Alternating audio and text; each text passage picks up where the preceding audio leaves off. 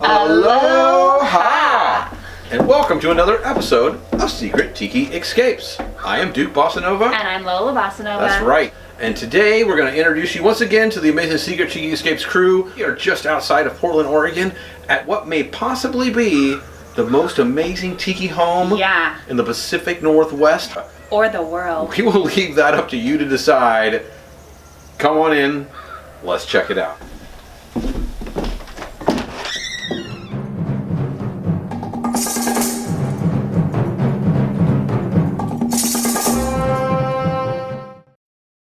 Aloha! And welcome to another episode of Secret Tiki Escapes. And today we've got something special for you guys because we have not one, not two, but 3 home tiki bars inside of one single house here. It's crazy. Check it out and follow us along.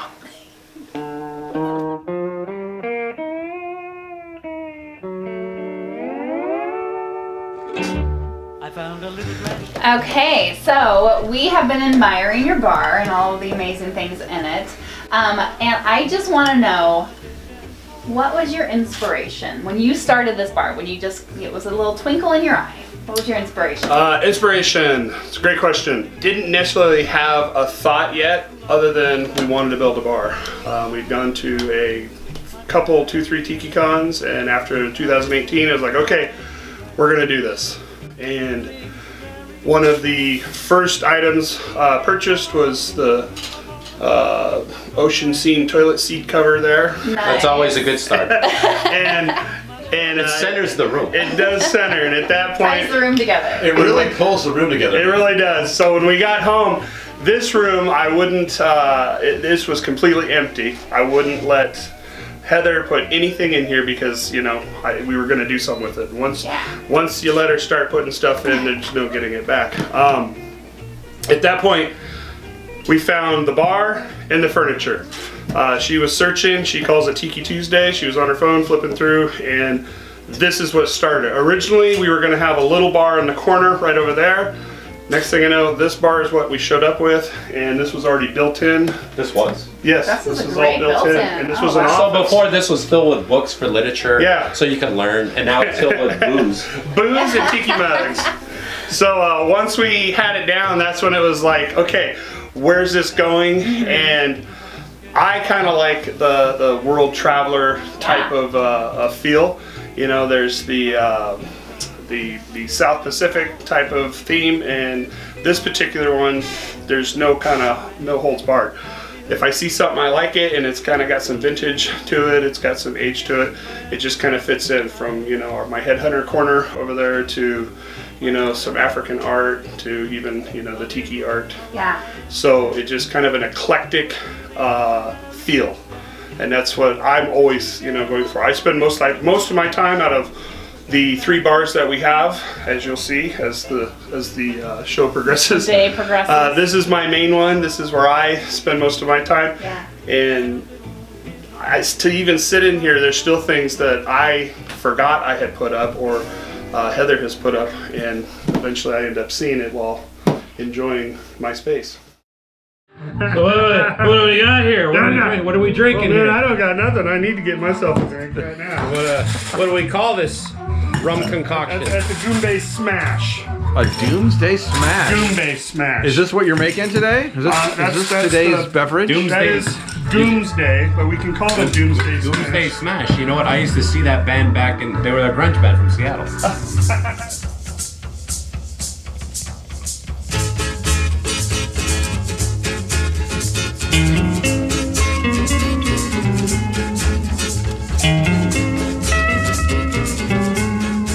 So what are some of your influences on building your tiki bars?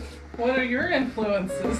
Well, I mean, we were born and raised in San Diego. So, oh, really? Yeah. Yes. So growing up, it was kind of something that you didn't really know you were paying attention to, but then when we moved away, it was something that we really noticed. Yeah. You know, once we moved out of Southern California, and that was just from some of the architecture, some of the apartment complexes, various restaurants here and there that we just saw every day. And then when we moved up here, it was something all of a sudden kind of reminded me, and I know it reminded Heather of home. Yeah. Any particular bars that come to mind back down and said it? Because we were so young that we weren't Yeah, I mean, old enough to go into the bar. Oh, I got you. But You we just could took it see for granted. And, Right. you know, like SeaWorld. SeaWorld had a lot of neat Polynesian structures and different things growing up, we remember. And, you know, of course, Disneyland, we got to go several times a year. So, you know, that's kind of it's always been there in the back of our mind. Yeah, I think a lot of it is like a subconscious thing of like Yeah. what looks right. You know. And Well, it is. We'd go. We'd go out on fishing trips, daily or full day trips off of Shelter Island. Well, Shelter Island Love Shelter Island. is based when they built Shelter Island. All of the businesses had to have some sort of a Polynesian type of a twist to the buildings that Yeah. they put in, and didn't really appreciate it until we moved away. And then when we were just down there last year, it really kind of we started going and checking out all those areas. This is where I go. Shelter Island, not to be confused with Thunder Island. That's Yacht Rock. That's not what we're talking about. Shelter Island. That's Out on So did you- Shelter Island. Perfect. It looks good. Put your one hand on the chin. Oh, wait, like, no.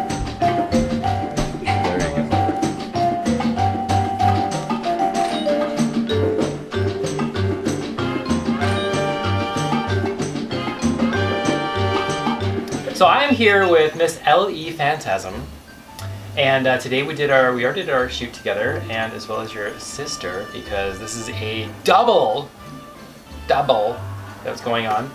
So tell me a little bit about yourself. Where are you actually from? I'm from Tacoma, Washington, so Right not up that the far road. away from here. Right. Yeah. And have you always been in this area? Did you live anywhere else? Pretty much born in San Francisco, which is home to many tiki bars, so I like to think that it was in my blood, but have lived in Tacoma for 20-something years. Yeah. Wow. So, yeah. Speaking of tiki, what got Yes. you into this whole idea of tiki and like bars and escapism? So I'm going to start this out with something that doesn't make a lot of sense. I was 5, and it was the Enchanted Tiki Room. That's not what got me into bars. My parents were not that weird. But going into the Enchanted Tiki Room as a 5-year-old, and it blew my mind. But for years and years, we always loved the aesthetic. We just liked the look of it, and we liked cheesecake style. We always thought that was really cute. And then one day, one of our friends took us into the Alibi. We turned 21. And Oh, wow. she took us into the Alibi. way back. And we had driven past it for years and always thought it was a strip club, so we didn't go in. We're just like, it's Portland, it's probably a strip club. And then she took us in and we were like, oh my god, it is the Enchanted Tiki Bar, but it's a bar. Or the Enchanted Tiki Room as a bar. Right. And we were like, oh, this is my aesthetic. So do you go to any of the tiki conventions and stuff? Yes, so we've done Tiki Con, which I loved. That was the first one I ever did, and I really, really enjoyed it. I feel like it has What, a last year? family atmosphere. Yes. Oh, okay. We did Tiki Con last year and the year before. Hopefully this year we'll make it 3. Loved that. And then also done the Huki Lao, which was really, really fun. Yep. Getting to go to the Mai Kai, definitely like bucket list item. Yeah, that was Mai Kai is amazing. really cool. Yes. And Ariel got pulled on stage for the Mai Kai last year, Yeah. so you have to ask her about that. I will. I'll have It to was remember awesome. that one. Yeah. Straighten your wrist. Wait, like Yes, that's just much like that. better, yeah. Put your chin down a little bit. And then chin up. And then chin.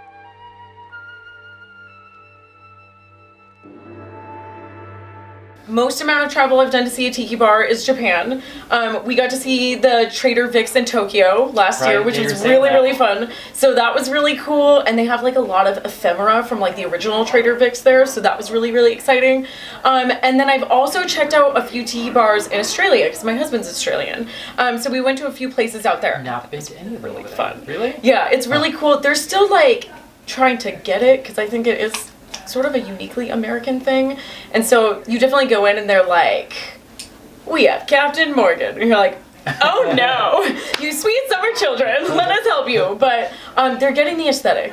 So That's cool. it's really cool. Yeah, that is really cool. I'm gonna go check that out. Have you done any photo shoots before? You've done a couple, like I have, and actually with you. So first photo shoot with you, and it was really great because I get very, very nervous in front of a camera, and it was really easy. It was really fun. Oh, you weren't nervous at all today. No, today Not was a just little fun. bit, Yeah. So Yeah, that was a good time. yeah, I had a good time. Yeah, so this is one of the bars. Yes. And then we have another bar over there, and then we have the one upstairs. So this is like the first of 3 interviews that we're gonna do in a 2-part series. So look forward to more of that. In a time of victory rolls, there was one woman who went failure rolls. with the 60. Sorry, it came out. Welcome to the Leftover Lounge. There you go. So tell us about this bar and the name of the bar. Well, I don't know if I got it. the name's gonna stick, but we call it the Leftover Lounge because Like it. it was all the stuff that I had stuffed in closets everywhere, and we finally kicked the kids out. So I'm like, yes, we're going to make it a tiki lounge.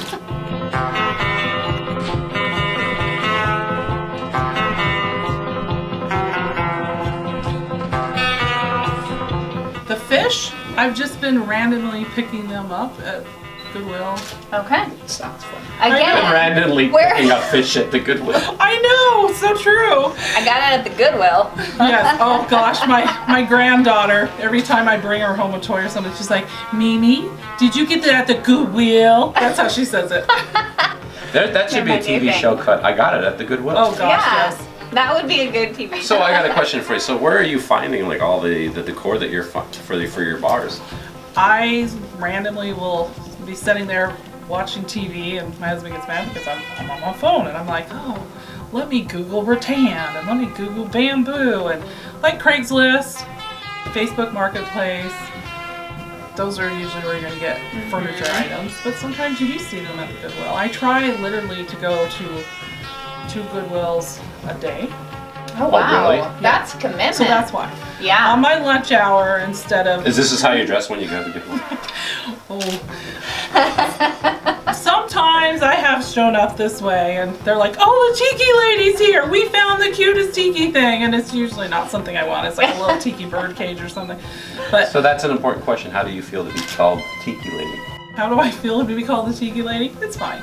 I like that they actually, recognize me, and then I'll go in not dressed up very nice and no makeup on, and They don't recognize they don't you. recognize me. Oh, there's that crazy cat lady. She looks a little like the Tiki Lady. Yeah, they're like, maybe They must be sisters. they're like, maybe that's the tiki lady.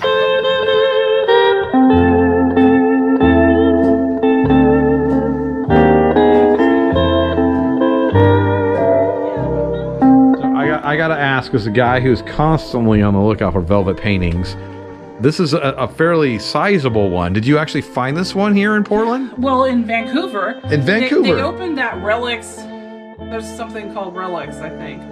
And I saw it and I didn't know the size of it. Mhm. She didn't have the size listed. I had Donald go up and pick it up. And did it have the frame with it too? Yeah. And I came home and I'm like, it's bigger than I thought. Wow. Yeah. So you just it's actually becoming more and more difficult, at least in the Pacific Northwest in particular, to find Absolutely, velvet paintings. yes. And I remember seeing velvet paintings a lot living in San Diego because we were so close to the Tijuana border. Well, yeah. And so we saw velvet paintings there all the time, especially Elvis's and, tropical scenes, but never purchased them. Wish we had. What about this? Is this another find? This I got at TikiCon last year. One of the vendors, I think it was Cyclops Vintage. Oh, And man. You just didn't appreciate it enough. So we Nice had plug some, for like- TikiCon. Yes, of course. I love TikiCon. Who doesn't love I TikiCon? would not be here if it wasn't for TikiCon. That's right. So how did you get into Tiki?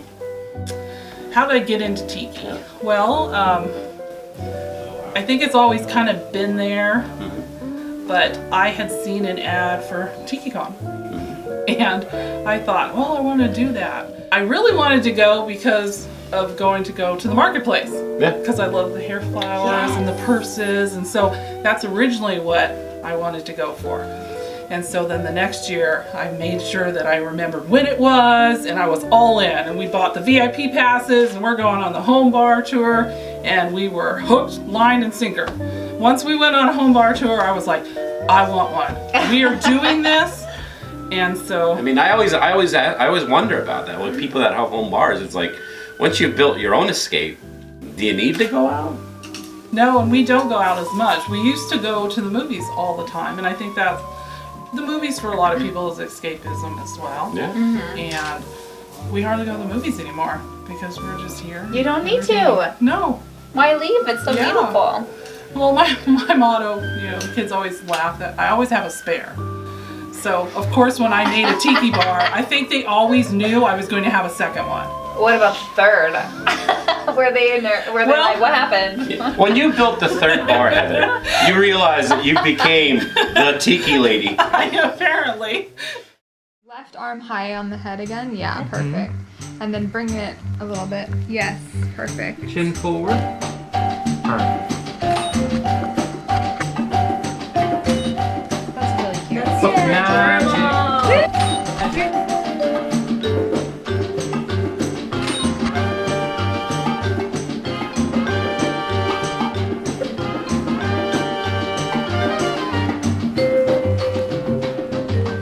We are here with our second interview of the twin, Aerial Paradise. And so we're gonna ask you the similar questions Alright. because it's pretty easy. You're gonna get some similar answers. You sure? Maybe, I don't know. So, I moved to Napa for a while, and I lived in California for a while doing a job. And then for a while, Piper also lived in Australia because she went back with her husband. So we both had brief periods where we did not live anywhere near each other. And such. Yeah, I bet. We're not fans, so eventually we moved together. But Von ixnayed us moving on the same property and building a commune. This is why I like cold so much. Right? Yeah. Was it Enchanted Tiki Room? Enchanted Tiki Room. Now you were both there? We were, yes. So do you remember what you guys drank? What did your Yes. parents give you when you So- were like 5? We did get Dole Whip floats, and this is embarrassing. I remember thinking it was gross. I did not like it because I was one of those And cut! the texture thing where I was like, oh, some of it's liquid and some of it's not. Now I love them, but at the time I was like, it's not for me. Really? Yeah, I don't like them. Now I love them. When did it grow on you? Or when did you start liking it? I Either way. guess. No, high school. Oh, it must have been in college. Yeah. So, Ariel, Yeah. tell me about yours. So this is by Violets in May, and Piper has a similar cut, and I saw it on her. And this is right after we agreed we would never wear play suits, because we were like, it's so hard. You get on the play suit, and then you were like, oh no, the bathroom. And so we agreed we would never wear play suits. And then I came over to her house, and she had this amazing play suit on, and I was like, I thought we agreed no play suits, and it looked so good, and I was pissed. So she got it, and I loved it, and I'd never seen anything like it. So of course, then I went onto the Violets in May Instagram, and I was like, I'm getting one too. And I saw this particular pattern, and I was like, oh, tropical. So I needed it. So everyone wants to know, it doesn't have pockets. It doesn't. I'm Doesn't afraid have it does not have pockets.